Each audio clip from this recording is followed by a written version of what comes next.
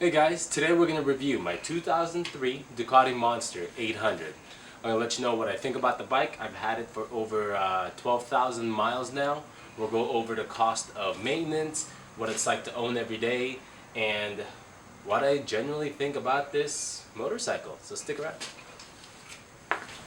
The first thing anyone ever wonders about this motorcycle is, how fast is it?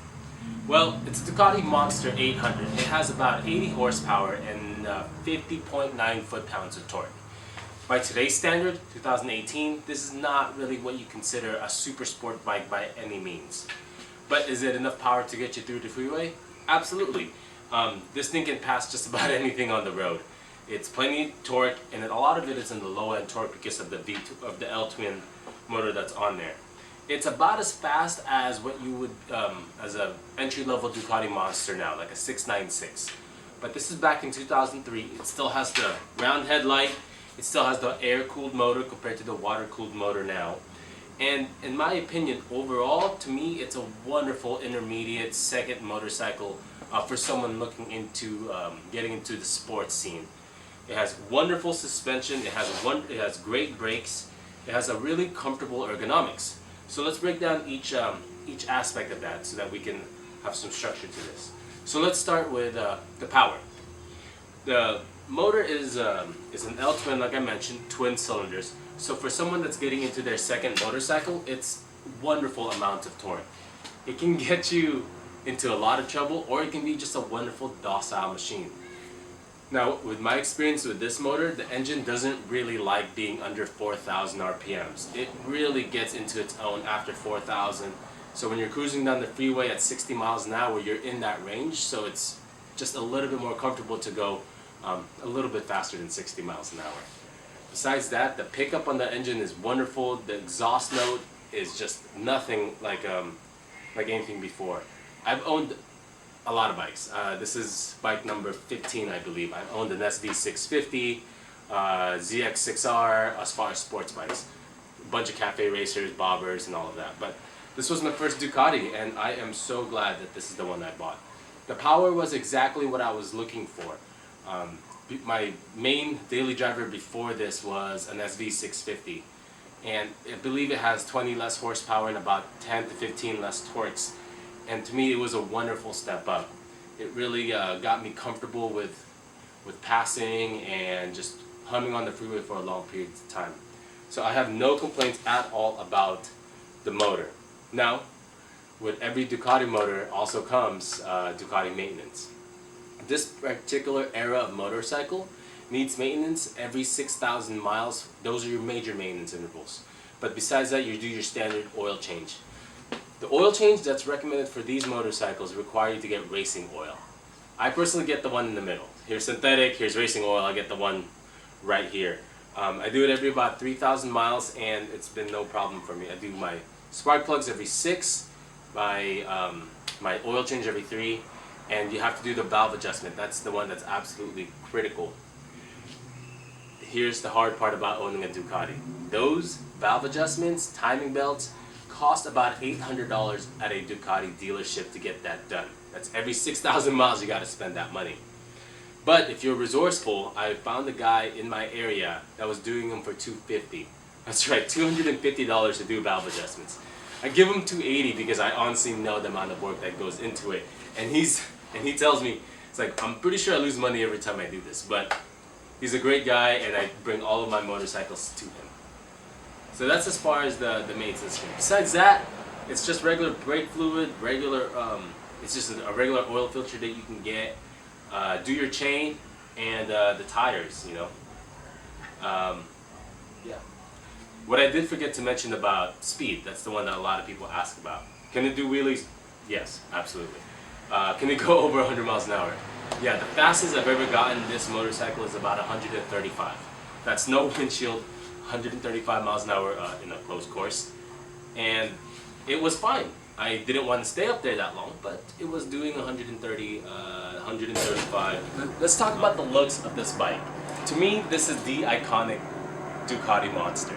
It has the round headlight, exposed motor, the trellis frame goes all the way down. Some of the newer bikes, they're they're there, I feel like, just to pay homage to the monster. But this is your full trellis frame going all the way through the motorcycle and back, fully exposed for you to enjoy. It's the original naked sport bike, and in my opinion, getting it in the 800 cc range is just the perfect blend for that whole experience for me. I've been more of a fan of vintage bikes and things like that, so to me the round headlight is absolutely perfect. You can see the motor. You can even convert these over the timing belt covers to be exposed, and the clutch as well, and just really make the bike yours.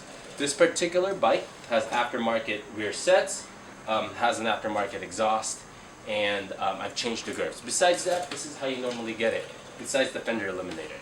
And to me, this is just an absolutely stunning motorcycle. I wish I got it in red, because to me, you get a Ducati in red, but I really like the black with the red accents. The gold Brembos, I think overall this bike is just a gorgeous looking motorcycle. Comfort. Let's talk about ergonomics. This is a standard upright motorcycle. So I'm 5'10", 175 pounds. I am fully flat foot on the bike, and as you can see, I'm at a very comfortable position. When I have my foot up on it, the rear sets are a little bit back, but as you can see, my knees are right into the gas tank.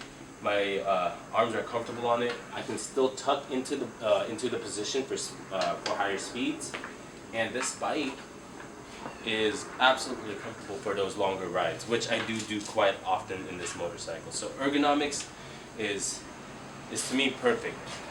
I'm fully flat foot. The bike is light when you're on it. It's only 400 pounds wet, so you can really fling it around corners. So this bike to me is just a really good size for someone my height, 5'10", 175 pounds. The brake levers are upgraded. These are the ones that are adjustable, so that's different than what a stock one would be. But it's all right where they should be for me on a comfortable ergonomics naked sport bike. The mirrors, these are the stock mirrors. They work great till about 80, then they start shaking, but that's okay. I shouldn't be going that fast anyway. Yeah. This is your gauge cluster, controls, and cockpit for the motorcycle. The keys in the middle.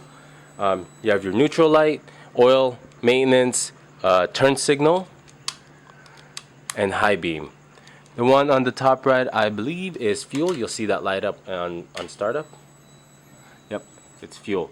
It has a green backlight, and your options on the gauges, which I don't know if you can, is total odometer and trip miles, and also time and engine temperature. So definitely designed to be on the racetrack, and I've ridden this thing on 2-up quite a bit, and honestly this seat is just fine for my passengers on short rides under an hour. They haven't had a problem with it. Some of the monsters of this era has a cowling cover, which I do not have because this is the dark edition. But with my upgraded rear sets, they have a pretty good spot for them on that. The seat for me is plenty comfortable. What really goes numb first is my hands. 2003 Ducati Monster 800. It's been an absolute riot of a bike to own. I've loved every single one of the 12,000 miles I've ridden this motorcycle.